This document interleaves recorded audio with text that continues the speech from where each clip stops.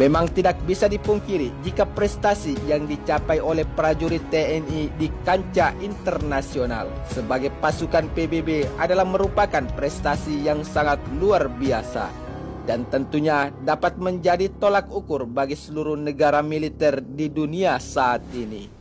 Sebab selain di medan pertempuran, Indonesia juga sangat lihai dalam hal taktik dan strategi yang bisa membuat musuh kocar-kacir ketika berhadapan langsung dengan para prajurit TNI. Apalagi Tentara Nasional Indonesia ini memiliki doktrin semangat juang yang sangat luar biasa. Selain itu, Satuan Khusus Kopassus Indonesia juga masuk daftar sebagai salah satu pasukan elit terbaik atau berada pada posisi kedua di dunia sebagai satuan khusus yang disegani di dunia militer. Namun, tentunya kita sebagai masyarakat Indonesia sudah pasti tahu dan kenal dengan pasukan khusus atau Kopassus TNI. Bukanlah merupakan pasukan elit Indonesia yang paling mematikan dari satuan elit lainnya. Namun, satu kebanggaan tersendiri bagi bangsa Indonesia saat ini, sebab satuan elit Kopassus TNI masuk daftar urutan kedua dari 138 negara militer yang terdaftar di Global Firepower. Seperti yang kita ketahui, jika Kopassus adalah singkatan dari Komando Pasukan Khusus yang dibentuk sebagai Pasukan Khusus Indonesia pada tahun 1952. Menurut catatan sejarah, Kopassus melakukan banyak operasi dan misi khusus seperti aksi langsung, perang non-konvensional, kontra pemberontakan, kontra terorisme, pengumpulan data intelijen, dan sabotase. Namun, adapun operasi yang tercatat di dalam sejarah militer dunia, yaitu di tahun 1981, kelompok ekstremis Islam membajak pesawat Garuda penerbangan 206.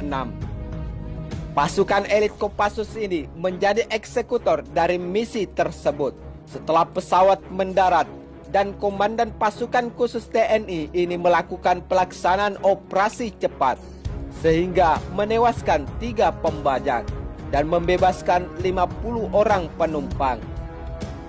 Sebenarnya masih banyak misi lain Kopassus di dalam menjalankan tugasnya.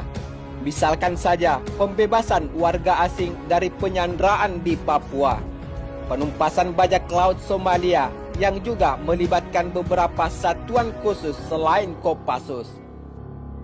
Namun yang paling dikenal oleh dunia militer adalah di saat pembebasan sandera dari teroris pada tahun 1981. Pasukan elit Kopassus ini tentunya berbeda dengan Kopaska atau Komando Pasukan Katak yang merupakan unit amfibi dan operasi bawah laut, dan tugas utamanya adalah misi bawah laut dengan merampok kapal dan pangkalan musuh, menghancurkan instalasi bawah laut, pengintaian, penculikan tawanan, mempersiapkan pantai untuk operasi amfibi angkatan laut yang lebih besar dari anti-terorisme. Namun, selain pembebasan sandera dari para teroris tersebut, TNI Indonesia juga telah sukses melakukan operasi pembebasan sandera dari perompak Somalia. Saat itu, KMP Sinar Kudus yang membawa biji nikel dibajak oleh perompak Somalia pada 16 Maret tahun 2011 lalu. Namun, kabar ini dengan cepat diterima oleh Presiden Susilo Bambang Yudhoyono yang saat itu menjabat sebagai Presiden Indonesia. Selang beberapa waktu, Presiden SBY langsung memerintahkan pasukan TNI untuk menyiapkan operasi militer pembebasan sandera di Laut Somalia. Akhirnya, atas perintah Presiden SBY, Panglima TNI Laksmana TNI Agus Suhartono menyiapkan 2 kapal frigat, 1 helikopter, dan 2 pasukan khusus gabungan dari marinir, Kopassus, Kostrad, dan Kopaska. Setelah melakukan serangkaian persiapan terpadu, tim akhirnya berangkat pada 23 Maret 2011. Dalam operasi tersebut, 2 KRI dan 1 helikopter berangkat dari Jakarta. Setelah pasukan tiba di Somalia, sambil mengumpulkan data, negosiasi terus dilakukan. Sehingga kesepakatan pun dicapai pada 13 April 2011. Saat itu, munculnya 2 kemungkinan, yakni penjaminan keselamatan ABK ketika uang tebusan diserahkan atau tindakan militer terhadap pembajak dilaksanakan setelah pelepasan sandera. Akhirnya saat itu Laksmana Andi Taufikur Rahman sebagai pimpinan pasukan memutuskan mencegat KM Sinar Kudus di kota Eil yang berjarak 10 mil arah utara perairan Somalia. Namun aksi ini terus mendapatkan perlawanan dari perompak Somalia dan mereka menembaki para pasukan TNI Indonesia. Sehingga Taufik langsung memerintahkan untuk menghabisi semua perompak dan kapal Sinar Kudus dapat diselamatkan. Namun seiring semakin meningkatnya alutsista tempur dan adanya pembagian misi khusus dari para pasukan elit TNI, tentunya tidak hanya Kopassus TNI Angkatan Darat saja yang memiliki jejak tempur yang sangat luar biasa. Sebab Komando Pasukan Katak atau Kopaska TNI Angkatan Laut yang merupakan satuan tempur laut pun tidak kalah perkasa dari satuan Kopassus TNI Angkatan Darat. Misalkan saja saat terjadi persitegangan antara Malaysia dan Indonesia terkait Ambalat, saat itu satuan marinir menghalau gangguan dari pihak Malaysia pada tahun 2005 lalu karena terjadi krisis perbatasan antara kedua negara.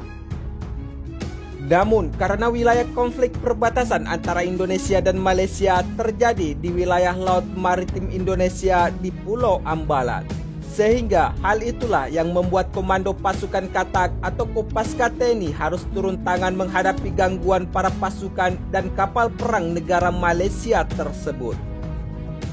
Menurut salah satu sumber media nasional Indonesia dengan mengutip buku Kopaska Spesialis Pertempuran Laut Khusus, Kopaska TNI Angkatan Laut yang dilansir Intisari, saat itu pihak Malaysia berusaha mengganggu pembangunan mercusuar Karang Unarang yang merupakan wilayah kedaulatan Negara Kesatuan Republik Indonesia. Walaupun saat itu Malaysia juga melakukan klaim yang sama. Namun sejak dilakukannya pembangunan mercusuar di perairan Karang Unarang, pihak Malaysia secara terus-menerus memberikan ancaman terhadap pembangunan tersebut. Sehingga di dalam pembangunan mereka memicu munculnya ombak besar dengan melakukan aksi manuver kapal marine polis dan TLDM Malaysia yang memang dengan sengaja untuk melakukan penghentian pembangunan mercusuar Indonesia di Kepulauan Karang Unarang. Selain itu, para pasukan bersama kapal perang Malaysia berani terjun ke lokasi pembangunan mercusuar Indonesia dan mereka secara tegas menganiaya para pekerja di sana. Tidak sampai di situ saja, suatu ketika pada 1 April 2005, pihak Malaysia kembali menerjunkan kapal marine polis dan TLDM ke wilayah tersebut. Pagi itu, kedua kapal Malaysia melempar jangkar yang tidak jauh dari tempat Kopaska bertugas. Namun mengetahui akan hal tersebut, kapal patroli TNI Angkatan Laut, yaitu KRI Tedong Naga 819, lalu diterjunkan ke medan untuk mengusir kedua kapal Malaysia yang melakukan aksi manuvernya di wilayah kedaulatan Indonesia. Namun usaha patroli TNI Angkatan Laut tersebut sia-sia, sehingga kemudian Komandan KRI Tedong Naga pun meminta bantuan terhadap tim lainnya. Mendengar permintaan rekannya, akhirnya Serka Ismail bergegas meminta izin terhadap atasannya, yaitu Komando Tim Kopaska Letu Berni. Setelah mendapatkan izin dari Komandan Kopaska TNI Angkatan Laut, Serka Ismail kemudian dibekali sebuah perahu karet tetapi tidak diperbolehkan membawa senjata. Adapun maksud dari larangan ini dibuat terhadap Serka Ismail agar aksinya ketika berhadapan tentara Malaysia tidak menimbulkan kekerasan dengan pihak Malaysia. Sehingga saat menjalankan misinya itu, Serka Ismail dengan ditemani dua rekannya yaitu Serda Muhadi Dan bersama Klasi 1 Yuli Sungkono pun langsung beraksi ke misi tersebut. Serka Ismail kemudian mengemudikan perahu karet berkecepatan tinggi dan ia sengaja membuat pergerakan manuver zigzag agar pergerakan ini berhasil memicu perhatian anak buah kapal ABK Malaysia.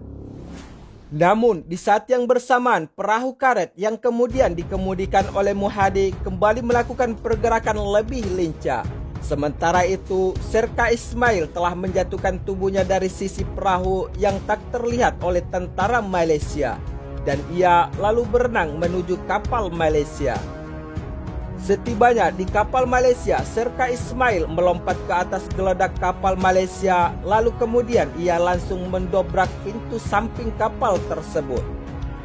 Mengetahui akan hal tersebut, seorang ABK pun sadar akan suara dobrakan pintu kapal mereka.